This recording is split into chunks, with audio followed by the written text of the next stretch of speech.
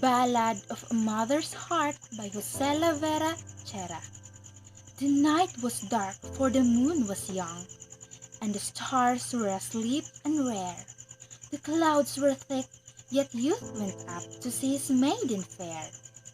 "Dear one," he pleaded, as he knelt before his feet in tears, "my love is true.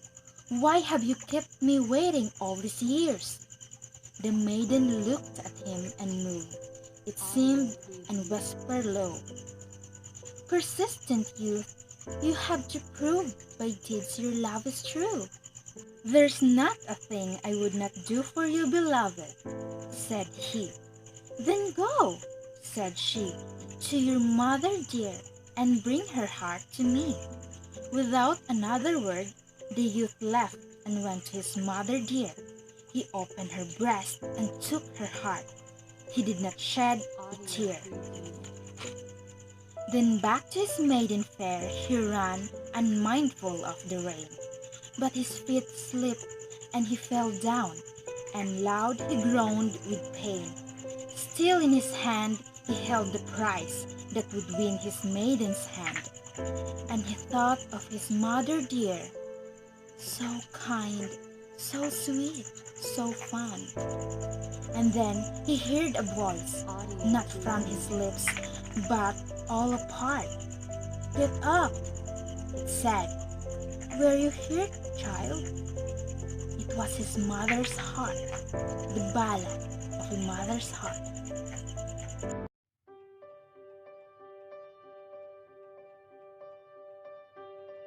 The Metrical tale entitled Aliguyon. Once upon a time, in a village called Hanaga, a boy was born to the couple named Tamalaw and Dumalaw. He was named Aliguyon. He was an intelligent, eager young man who wanted to learn many things. And indeed, he learned many useful things from the stories and teaching of his father. He learned how to fight well and chant a few magic spells. Even as a child, he was a leader, for the other children of his village looked up to him with awe. Upon leaving childhood, Aliguyon betook himself to gather forces to fight against his father's enemy, who was Pangaiwan of the village of Daligdigan. But his challenge was not answered personally by Pangaiwan. Instead, he faced Pangaiwan's first son, Pumbakhayon. Pumbakhayon was just as skilled in the arts of war and magic as Aliguyon. The two of them battled each other for 3 years, and neither of them showed signs of defeat. Their battle was a tedious one, and it has been said that they both used only one spear. Aliguyon had thrown a spear to his opponent at the start of their match, but the fair Pumbakhayon had caught it deftly with one hand. And then Pumbakhayon threw the spear back to Aliguyon, who picked it just as neatly from the air. At length, Aliguyon and Pumbakhayon came to respect each other, and then eventually, they came to admire each other's talent. Their fighting stopped suddenly. Between the two of them, they drafted a peace of treaty between Hanaga and Daligdigan, which their peoples readily agreed to. It was fine to behold two majestic warriors finally side by side. Aliguyon and Pumbakhayon became good friends. As peace between their village flourished, when the time came for Aliguyon to choose a mate, he chose Pumbakhayon's youngest sister, Bugan, who was little more than baby. He took Bugan into his household and cared for her until she grew to the most beautiful. Pumbakhayon, in his turn, took his wife Aliguyon's younger sister, Aginaya, The two couples became wealthy and respected of Ipugal.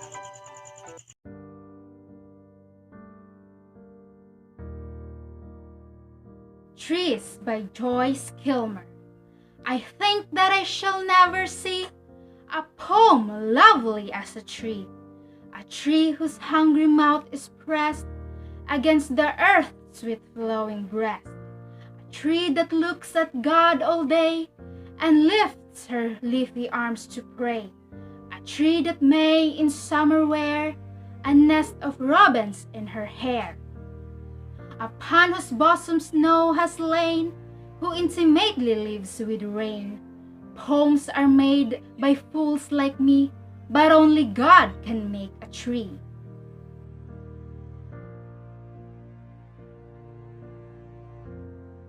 Passionate shepherd to his love, come live with me and be my love, and we will all the pleasures prove, that valleys, groves, hills and fields, woods or steepy mountain yields, and we'll set upon the rocks, seeing the shepherd feed their flocks, by shallow rivers to whose falls melodious birds sing madrigals.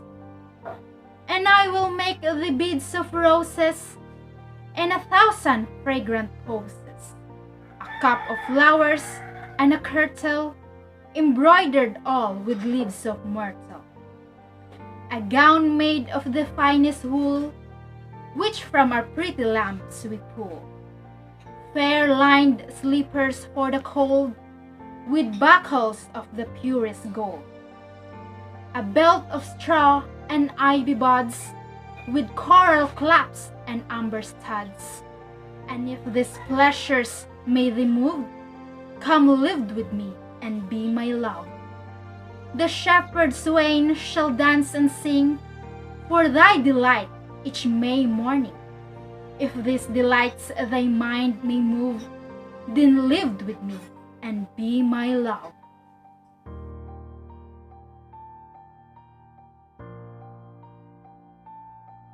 The Nymphs replied to the Shepherd by Sir Walter Raleigh.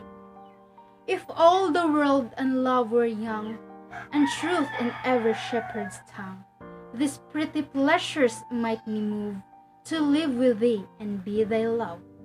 Time drives the flocks from field to fold, when rivers rage and rocks grow cold.